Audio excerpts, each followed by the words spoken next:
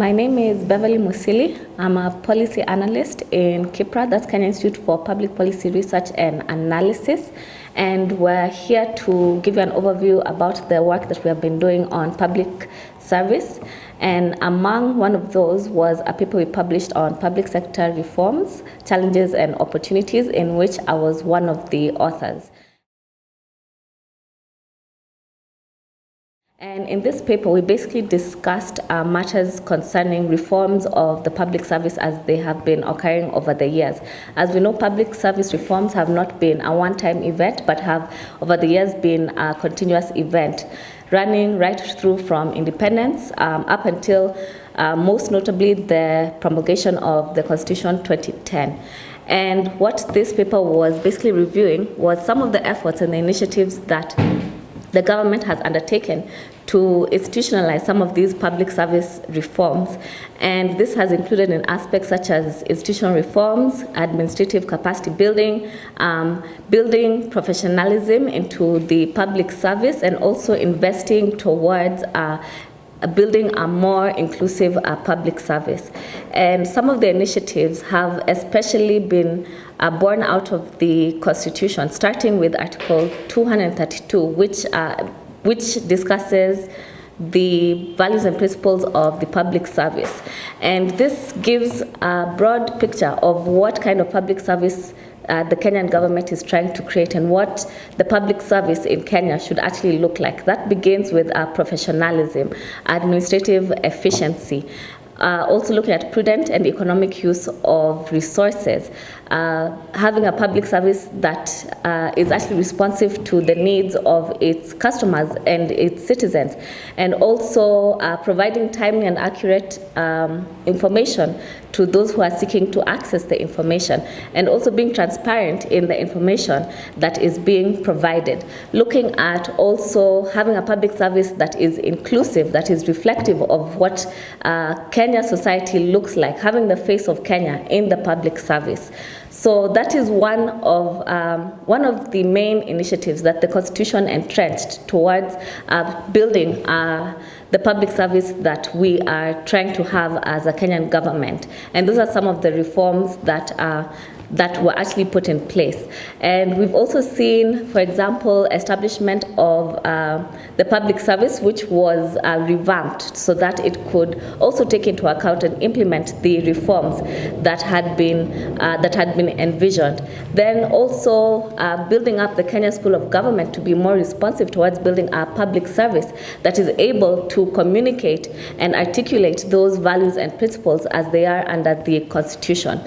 And we have seen some of those initiatives come to fruition. For example, the public service implemented measures towards making the recruitment process more competitive, based on merit, and also more based on qualifications and professionalism.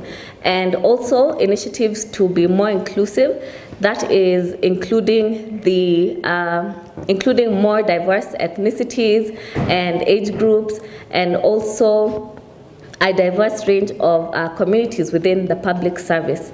And we've also seen the public service initiate programs towards being more inclusive towards the youth, and include youth towards the succession programs that are being undertaken in public service to ensure continuity of public service programs and activities.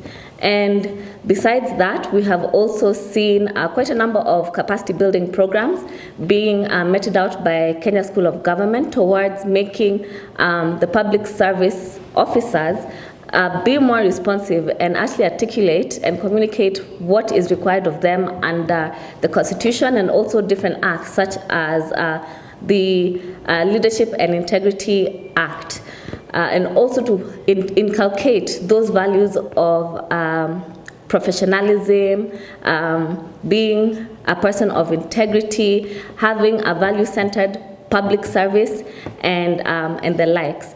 And those are just some of the initiatives that the government has undertaken. Others have been moving towards results-based management systems, business reengineering, and also systems review. And also the work of the EACC towards supporting some of these initiatives to have a public service that is indeed corrupt-free, but also transparent and accountable. However, nonetheless, we have seen some impediments that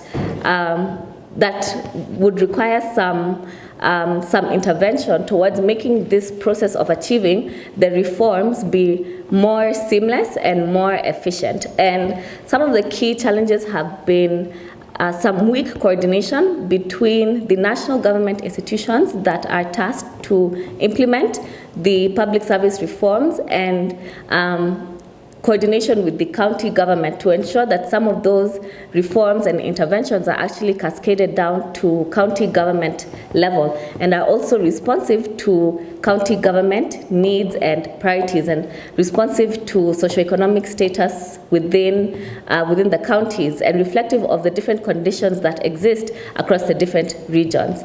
Another challenge would be some resource constraints which have slightly hampered realization of the reforms as had been envisioned or planned for.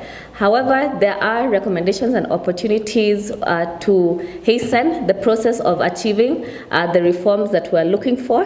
And for that, first would be working together closely with county governments to ensure realization of these reforms, not only at national government level, but also at county government level, ensuring that there's a feel of these initiatives also at county government level, and also enhancing public participation in development of these policies and initiatives of what is geared towards the reforms.